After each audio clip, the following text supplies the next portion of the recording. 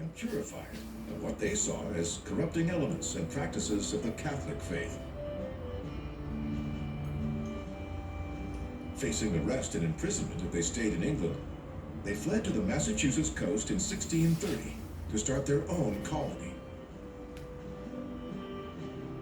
The Puritans bought out Blackstone and laid claim to hundreds of more acres along the Charles River to build their new town. They named it Boston, after the place they'd left behind in England.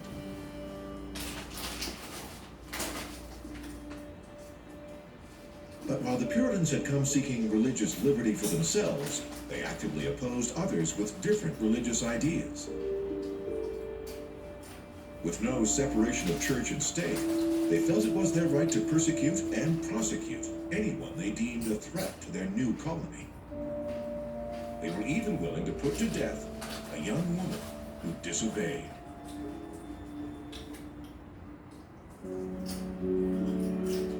For nearly half a century after they arrived on the Massachusetts coast, the Puritans ruled Boston with an iron fist. And it was the Quakers who received most of the Puritans' wrath. The Quaker belief that one could have a direct personal relationship with God was threatening to the Puritans, and they became fearful that Quaker ideas would lead to civil unrest.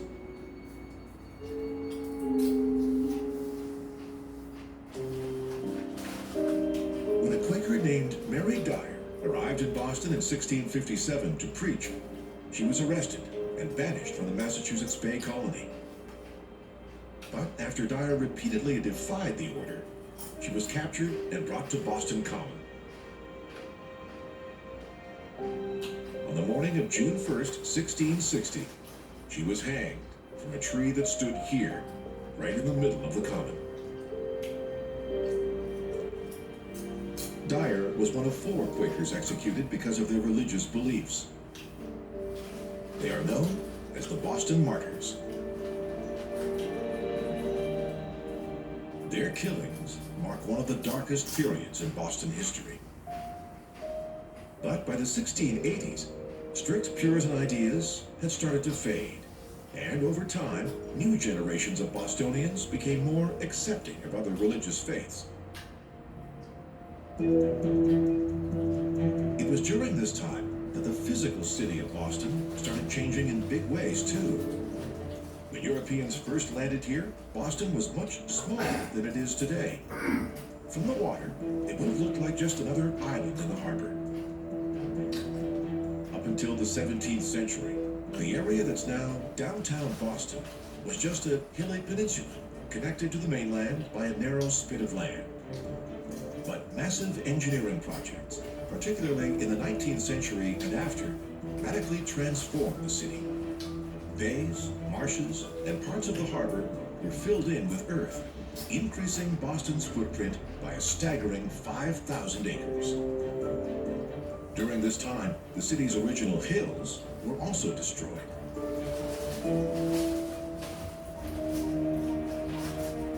When you fly down the Charles River and approach Boston from the west, tightly packed houses blanket Beacon Hill, which rises 80 feet over the water below. Crowning its top is the gold dome of the Massachusetts State House. But Beacon Hill used to be much taller than it is today. Starting in 1807, workers shaved 60 feet off the top of Beacon Hill so they could use the dirt to fill in a nearby mill pond. As the city's original hills steadily disappeared, new neighborhoods were built where there had been only water and marsh before.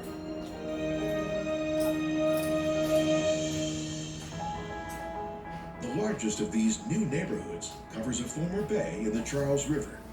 That's how Boston's Back Bay got its name. To pay for the hard work of creating this landfill, contractors sold off lots to wealthy buyers who built many of the mansions that still stand here today. They also laid out a wide treed boulevard down the middle, inspired by the Champs-Élysées in Paris.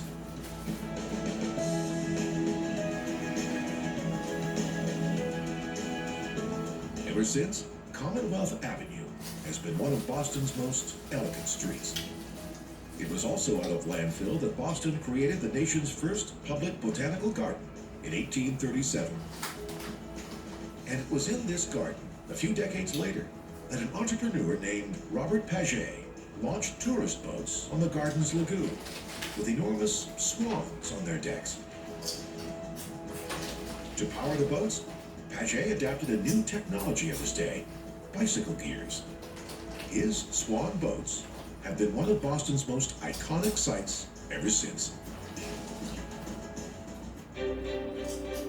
The public garden is a big part of why Boston has been named one of the greenest cities on the East Coast. It lies at the end of what's known as the Emerald Necklace, a chain of 7 connected parks that wind through the city and its suburbs. Together, they cover 1,200 acres of land, lakes, and streams. The Emerald Necklace was the brainchild of the legendary landscape architect Frederick Law Olmsted. He settled in the Boston neighborhood of Brookline in 1883. At the time, Olmsted was already famous for creating Central Park in New York City. It was here in Brookline where he worked on his designs for the Emerald Necklace and the Stanford University campus in California. His house and workshop are now a National Historic Site.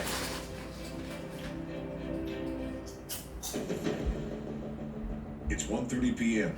and a team from the U.S. Coast Guard is preparing to lift off at an airport just south of Boston. They respond to sailors in trouble up and down the New England coast. But today, they're heading out to conduct surprise inspections of commercial ships to enforce fisheries regulations and check for smuggled drugs. On any given day, there are dozens of fishermen working the waters around Boston Harbor. It's the job of the U.S. Coast Guard to make sure they aren't violating rules about the size and quantity of their catch. And with 1.5 million tons of cargo moving through the port of Boston every year, the Coast Guard also has to make sure sailors are sober and aren't smuggling drugs. Air crews are often sent out to locate vessels for random inspections. But officers on the water usually do the boarding. Today's first target is the Sandra Jean, a lobster boat. As soon as they get the coordinates, the crew on board the cutter Reef Shark heads out to the location. The Reef Shark is too big to bring alongside a small fishing vessel, but she's equipped with a Zodiac that can be launched right from the back of the ship. These boarding teams never know what they'll find. In November 2018, law enforcement officers from a Boston-based cutter were part of an operation that intercepted more than 18 tons of cocaine arriving on boats along the eastern seaboard. So, random inspections like this one can be full of surprises. These officers are following a long and proud tradition in waters off Boston. It was here where the Coast Guard was born. It all started with small fleets of rowboats and citizen rowers like these who are getting ready to launch from the town of Hull. There are more than 75 known shipwrecks in Boston Harbor. The oldest date back to the 1600s. In 1785, a bunch of Bostonians met at a local pub to try and come up with a way to reduce the deaths of mariners off Boston shores. They ended up forming the Massachusetts Humane Society.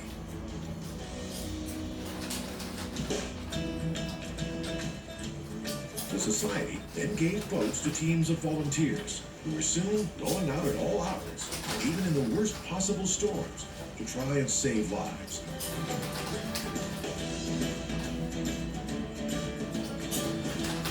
They were members of what became the U.S. Life-Saving Service. After managing to rescue 99% of the sailors they tried to save, they came to be known as the Storm Warriors. Today, these rowers are keeping the memory of those early rescue teams alive.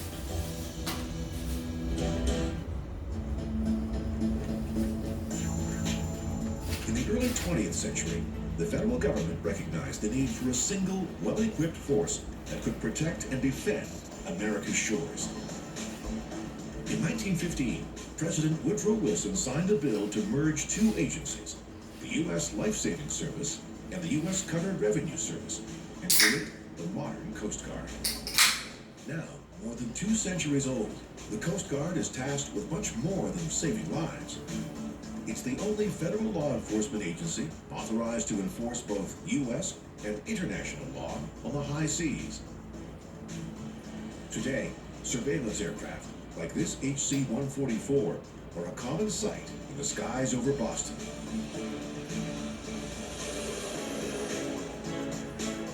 But these lobstermen are too busy hauling in their pots to worry about having Coast Guard crews above and on board. It's all in a day's work. Fishermen like the Sandra Jean's captain, Jeff Carter, have been sharing the waters off Boston with the Coast Guard for more than 200 years.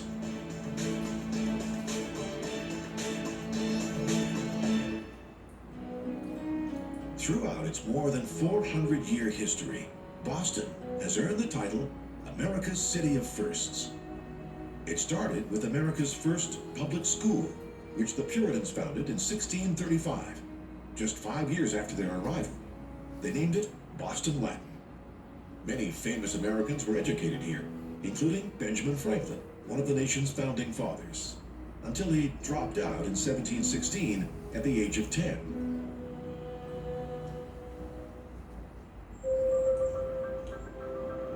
Puritan leaders also established a seminary in nearby Cambridge in 1636. They wanted to make sure there would be enough educated clergy to preach to their growing numbers and to convert the region's remaining Native Americans. Harvard University was the first institution of higher education in the nation and was named after Puritan minister John Harvard, one of the school's early benefactors.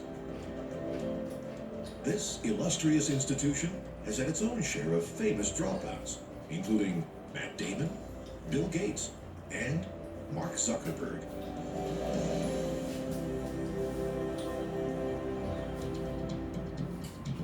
Just south of the city lies the former headquarters of the Boston Globe. It was in Boston where the first newspapers in North America were published, starting in 1690. Boston also founded the nation's first large publicly supported municipal library. Thanks to its success, the city built this colossal new central branch on Copley Square in 1895. Created by many of the finest craftsmen in the nation, it was dubbed a palace for the people.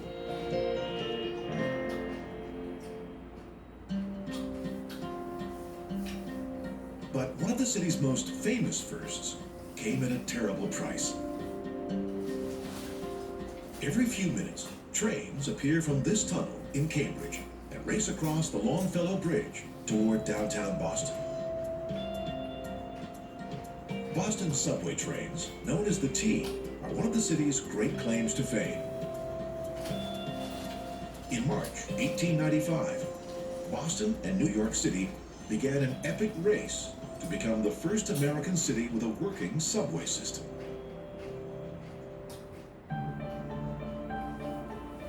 During the 19th century, Boston's population exploded. New immigrants were arriving daily from across Europe. Many were fleeing starvation in Ireland during the country's Great Potato Famine. To address Boston's increasingly overcrowded streets, engineers came up with a plan to build a London-style subway system. Many Bostonians opposed the idea, including 12,000 business owners who argued that construction would wreak havoc on the city.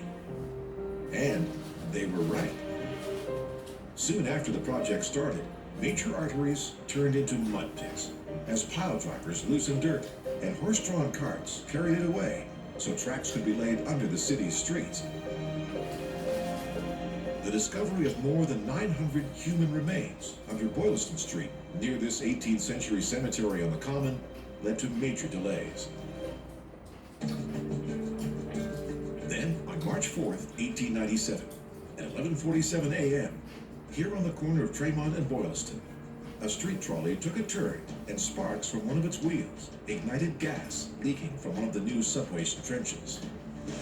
The ground shook, and a massive fireball rose 50 feet over this intersection. It damaged nearby buildings, injured 60 people, and left 10 Bostonians dead.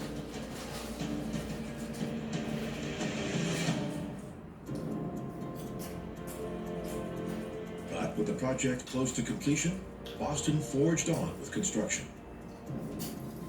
A few months later, on September 1st, 1897, more than 100,000 people finally crowded into the new Park Street station and took their first ever journey by train on the new 4-track line under Boston's streets. Bostonians had succeeded in beating out New York City in the race to build America's first subway. But the city's rivalry with New York has continued ever since, especially when the New York Yankees and the Boston Red Sox square off here at Fenway Park.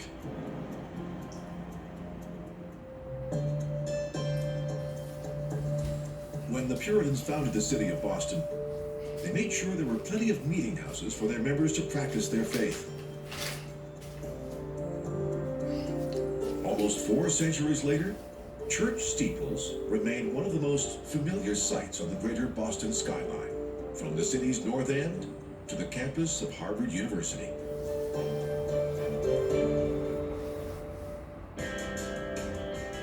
But many in Boston today would argue that the most popular shrine here isn't a church at all. It's the home of the Boston Red Sox, Fenway Park. The Red Sox have the oldest park of any Major League Baseball team, and that's why it may be the source of more legends than any other ballpark in America. When right-handed hitters at Fenway come to bat, they often aim for the Green Monster, which is what Red Sox fans call their green left field wall. Some people complain that its 37-foot height has prevented players from hitting home runs. But when Red Sox legend Ted Williams, a lefty, came to bat on June 9, 1946, he hit the longest home run in Fenway history. After flying 450 feet, the ball ended up bouncing off the head of a spectator named Joseph Boucher.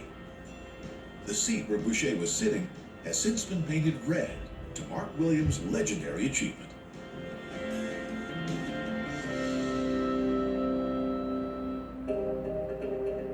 Over its nearly 4 centuries, Boston has experienced great moments of victory. But Bostonians have also suffered through enormous tragedy, too. In 1919, their city was the site of one of America's strangest industrial disasters. It happened here, on the waterfront, where this community baseball field now stands. On January 15th, at about 12:30 p.m., a colossal tank of molasses, used to make industrial-strength alcohol, suddenly erupted. A 15-foot-high wave of thick molasses was suddenly racing down Commercial Street. It buckled an overhead railway line and pushed entire buildings off their foundations. 21 people died, and it took weeks to find all the bodies. This freak event led to the first ever successful class action lawsuit against a major corporation in America, and is still remembered in Boston every year.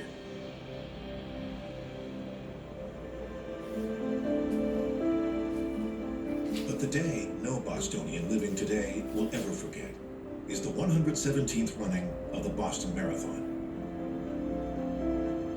The race is the oldest marathon in the nation and dates back to 1897. It's always run on Patriots' Day, a Massachusetts state holiday that celebrates the first 2 battles of the Revolutionary War. The marathon is a cherished annual event for the entire Boston region. It starts in the small Massachusetts town of Hopkinton and ends here in the Back Bay.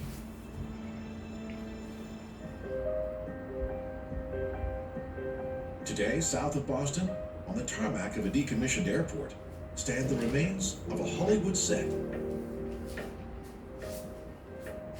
The film that was shot here, Patriots' Day, stars Mark Wahlberg and Kevin Bacon. It that tells the story of the Boston Marathon bombing and its aftermath. This set is a replica of a block on Boylston Street where the bombing occurred. Today, in the Back Bay, the finish line for the Boston Marathon is clearly marked on the real Boylston Street. April 15th, 2013 was a picture-perfect day across Greater Boston. Temperatures were in the 50s, ideal for long-distance running. But at 2:49 p.m., as a packed crowd was cheering on the last wave of runners as they were crossing the finish line, a bomb exploded on the sidewalk. 13 seconds later, a second explosion ripped through the crowd in front of these shops, 1 block down. The bombs, built from pressure cookers, filled with nails, ball bearings, and explosives, killed 3 people instantly. They wounded 250 others, 16 of whom lost limbs. Runners, onlookers, and nearby residents raced to aid the injured. But there was no sign of the attackers anywhere, as law enforcement and first responders arrived on site.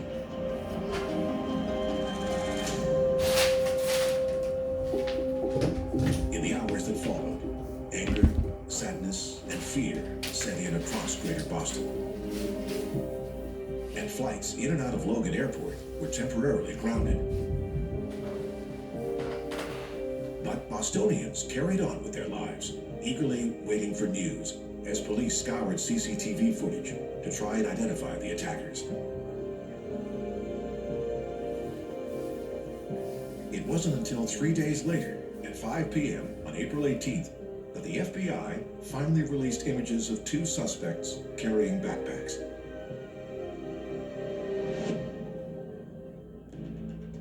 Within a few hours, a campus police officer named Sean Collier was ambushed and murdered during his shift at MIT in Cambridge.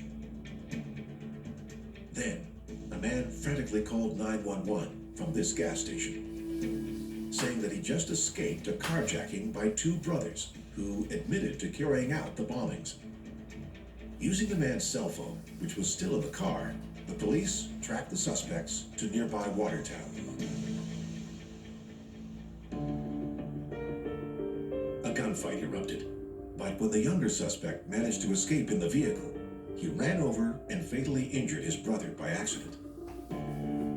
The next night, just as the police were convinced the suspect had left the area, the owner of this house in Watertown noticed blood on his boat in the backyard, and then caught a glimpse of a man hiding inside. The suspect was soon captured alive. He later pled not guilty, but was convicted on all 30 charges against him, and was sentenced to die.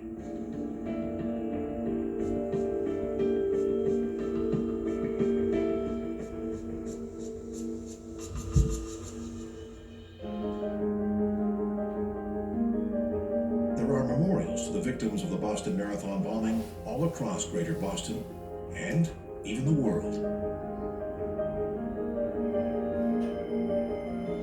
In April 2015, MIT unveiled a 190-ton granite monument to its slain police officer, Sean Collier.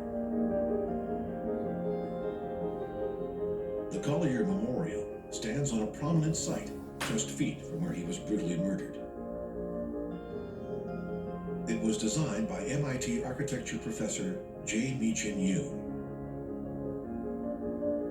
She wanted the memorial's 32 massive interlocking pieces of granite to be symbols of the strength and unity that brought members of this community together after the bombings and Collier's death.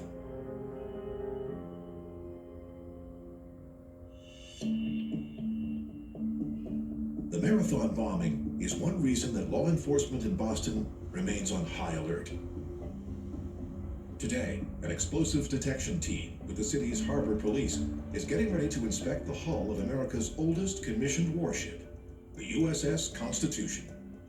She's about to head out for a Labor Day sail. It will take a team of 3 divers to scour her hull in the cold, dark waters of Boston Harbor. They head under, one by one.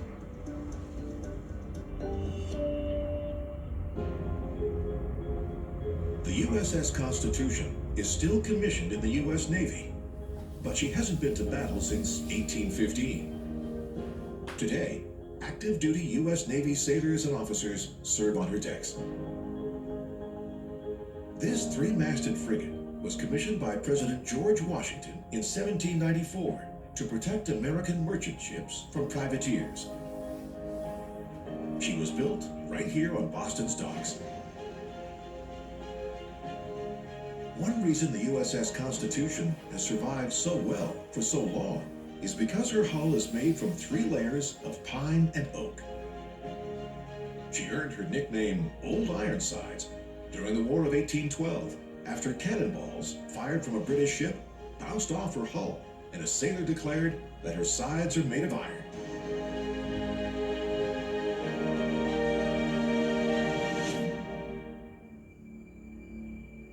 The Harbor Police give the okay. Old Ironsides has been cleared to sail.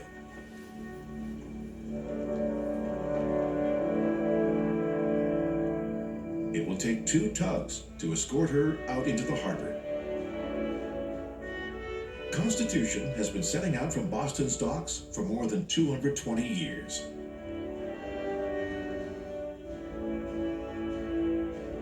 She offers today's Navy crews the chance to experience the tough physical work that America's 18th and 19th century sailors had to endure when they sailed Old Ironsides into battle.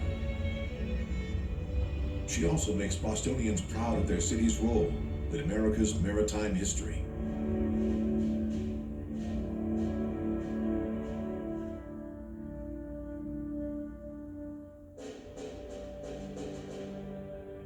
But as soon as she returns to her dock today, she'll serve again as a stop on what's known as Boston's Freedom Trail. It winds past 16 sites that all played important roles in the Revolutionary War. One of them is the Old State House, the second oldest public building in America. Today, it's surrounded by skyscrapers, but in the early 18th century, this was the bustling heart of political and economic life in Boston. It was also a site of protest. It was here on March 5th, 1770, that a mob of freedom-seeking Bostonians clashed with British troops who shot 5 people dead in what's famously known as the Boston Massacre. The first to die was an African-American named Crispus Attucks. But when rebellious Bostonians gathered peacefully to debate how to fight British rule, they often came to Faneuil Hall, which is now one of Boston's most visited buildings. It was a donation to Boston by one of the city's wealthiest residents, Peter Faneuil, whose fortune was made in part by the trade of enslaved Africans. Built in 1743 as a marketplace, it also had a great public meeting hall above. It was here where Bostonians crowded in to hear fiery anti-British speeches by political leaders like James Otis and Samuel Adams, as they called for an end to the policy of taxation without representation.